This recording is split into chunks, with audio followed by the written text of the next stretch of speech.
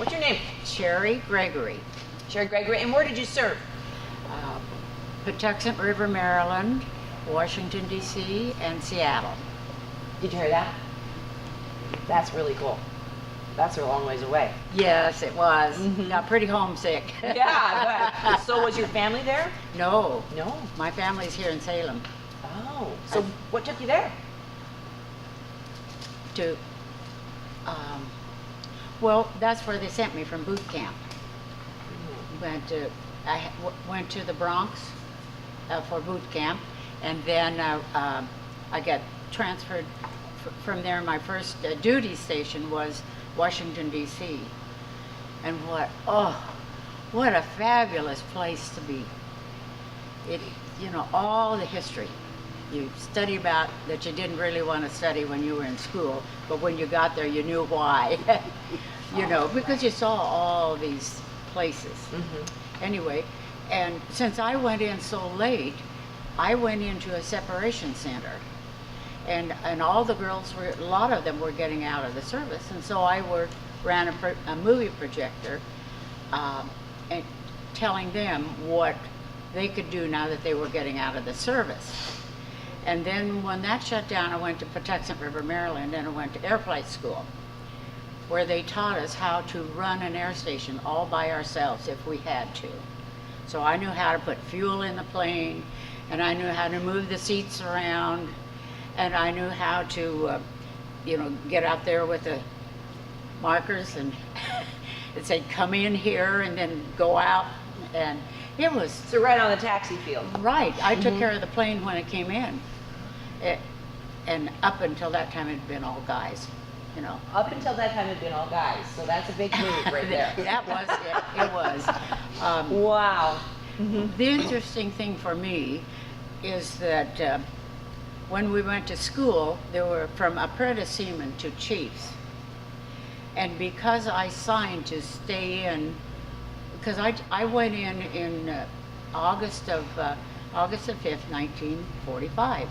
Well, the war ended a few days later. So in order to get a better feel, because all my life, once the war started, I said if there's ever any place for girls to go in the Navy, that's what I wanted. And so long came the waves, but women had to be 20 before you could go in the service. So I had to wait a long time because I was 16. Oh, wow. And I wanted, and so I just waited, and finally I got to go. And so when I went to this school, they had just promoted me to third-class airman. And we studied, we had to know where all the naval air transport stations were all over the United States and Hawaii. And you had to know all of the numbers. So when the numbers of each station. So, if you heard 16, you thought, oh yeah, West Coast. You knew where each station was, and you knew their letters. Like now it's PDX for Portland Airport. Right. Yeah. Well, it was different. You had to know all of those stations We had to throughout know the whole nation? Wow. And it was fun because I like to memorize. And that's what you had to do. You just really had to memorize as we went through class. So when you took the test, you could just write them all in. The greatest part of that for me was very personal.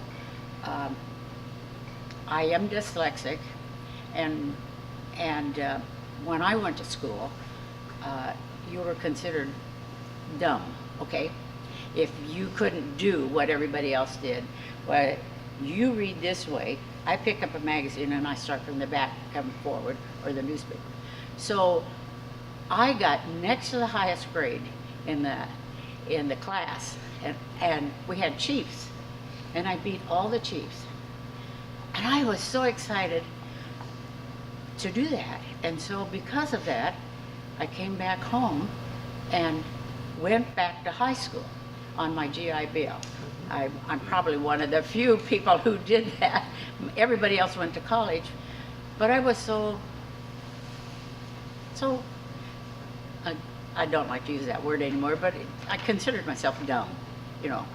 And when I found out I could beat a chief and a first class and a second class person, I thought, I can really learn. So I graduated from high school, North High, 1951, instead of 1943 when I should have. So That's okay. That's right. anyway, it was exciting for me. You got to go to a lot of places, you met a lot of people, and you learned. You learned about your country. And you'd walk down the street, going past the Navy Department, and here'd come an admiral. And you know, you had to salute, boy. That was drilled into you when you met an officer, you saluted. And they had just changed the caps for the chiefs in the waves. So they wore hats like the officers wore them. And they didn't like us saluting them, and we couldn't get close enough to know whether they were an officer or not, you know, because from here to where he's sitting, you'd see somebody and you'd get your arm ready to go up. And I couldn't tell it. Well, a chief from, we had Lieutenant J.G., and Ensign was the first one, yes. When you get to be 90, these things don't come back to your mind real quickly. But I can't believe you're 90. yes. Awesome for Great, 90. yeah.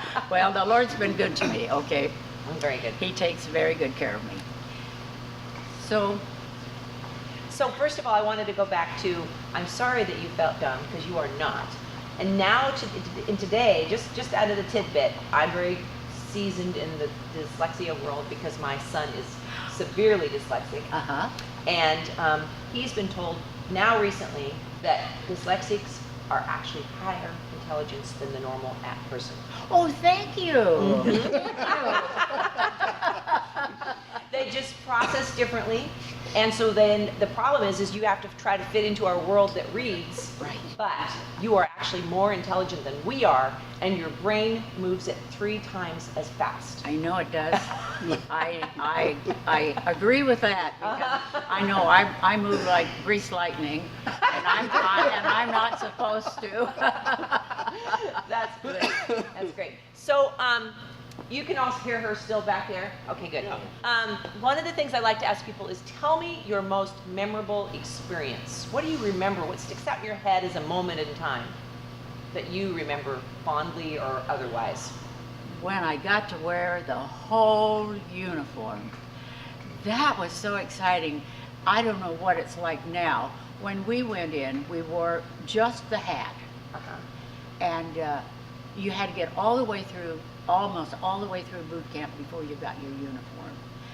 And that was so exciting because you get on the subway and, you know, and people, oh, there's a wave, you know, and it was so exciting. I was doing something for my country. And so, and the theme song for the waves, and I don't remember the words in exact order, but for every man on the sea, there's a wave on the in the station on the taking care of his job while he goes off to battle. And you know, we were just proud. We were proud to serve our country. Yes. Good for you. And is that what did you enlist, or were you? Oh, yeah. How did that? So Yeah. tell me about that. Well, when I was about 14 or so, I quit high school and I moved to Portland. I was born here in Salem, okay? So I moved to Portland and I went to work for the Portland Army Air Base, is what it was called then. And I worked in the kitchen there. And then I got transferred over to Barnes General Hospital in Vancouver. And this is all Army. And I worked with them right up to the day I was 20 years old. And then I went to the Navy recruiting station and joined the Navy. Now, is that what you asked me? Yes, it is. All right. That's right.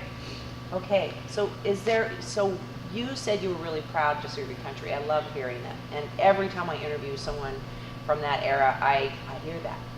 And they just wanted to do something good for their country. Yes. So we are trying to restore and preserve that history. Can you tell these kids why that is important? Because for me, living in the United States is a tremendous privilege. I mean, many things I can do that if I lived in another country, I could not do. But here, I had opportunity for anything. I mean, I could go to college, which I did not do, but anything, any job I wanted, there was somebody always behind me encouraging me. If you want to do it, you can do it. And it's just great to, I'm in the line where the planes come in to land here in Salem. And I am, I think, there they go, and I'm sure they're mostly commercial planes, but still, it's exciting to know I was part of that. And I can do something for my country, and all the memorials that our generation put up. I went to Washington, D.C. a couple of years ago, 2 or 3 years ago, and got to see the World War II Memorial, and it just almost brings you to your knees. It's so beautiful. But we had, our generation had made all these memorials for the Koreans, for the nurses, for the Vietnam Wall. Part of our generation was in that, and putting those together. And then all of a sudden, we finally got our memorial after we had given memorials to all the other people, and it was exciting. And I don't know. I just love being an American. Okay, I have all my life, and it's just a privilege to be able to do something to help my country. It may not, I ran a movie projector, but it helped. I put gasoline in a plane, but it helped. It's just anything you can do, and I will tell you, for me, I'd never been away very far from home, so Washington, D.C., come Christmas time, I was pretty homesick because I'd never been away from home at Christmas. But there were people all over who did things for you. And you're a vet, or you're in the Navy. Well, what can we do for you? Do you need to send gifts home to your family? You pick out what you want. We will mail them and send them to your family. They did everything they could to help us to not be so homesick. And you just have to learn to be kind to people. Not everybody is a nice person, okay? and you get stomped on a lot, but it's okay, because I know I'm worthwhile, and I learned that when I was in the Navy. I learned that I was a worthwhile person, and there was a specific job for me to do, and I did it. And if somebody else needed help, they'd move me to another place, and I wanted to help. I wanted to help other people. And you have to swallow your pride and not be, well, how come I have to do this? And how come he doesn't do this or she doesn't do that? It doesn't matter about them. You take care of yourself and you do what you're asked to do, because that is the most important thing. And you will feel good inside if you do that. So, may I ask where you go to school? Great. Yes. Well, just know that you're a very worthwhile person, and what you're doing for your country is great, and is greatly appreciated, whether you never hear a word or not. Because we depend upon you guys now to protect our country. and to make us feel safe. You see somebody and you think, oh, there's a soldier, there's a sailor, you know, there's an Air Force person, a Coast Guard person. They're taking care of us, and that's what I got out of being in the service, because it isn't easy. I had a drill sergeant that was difficult for me to get along with, but she knew what she was doing, and she knew what she had to teach me. And I had to learn to listen to her and do what she said, whether I liked it or not, because this was the program I'd signed up for, and this was what was expected of me. So That was great.